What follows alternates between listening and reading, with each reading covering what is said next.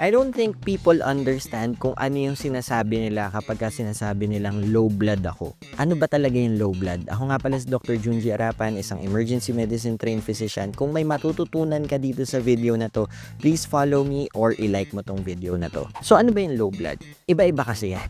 May mga tao na ang ibig sabihin ng low blood sa kanila ay mababa ang hemoglobin. Ang tamang term po sa mababang hemoglobin ay anemic or anemia.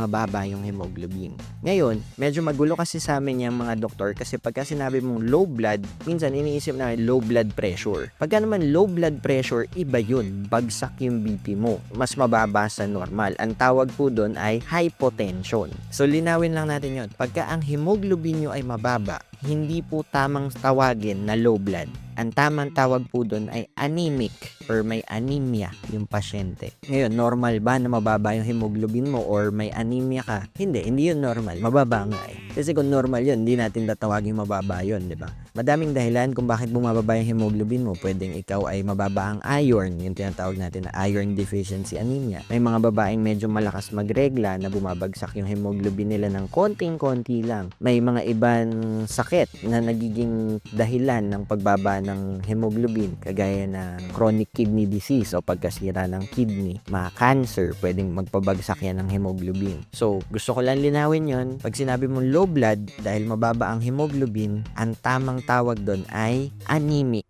Share mo to dun sa kakilala mong anemic. See you guys on the next one. Peace!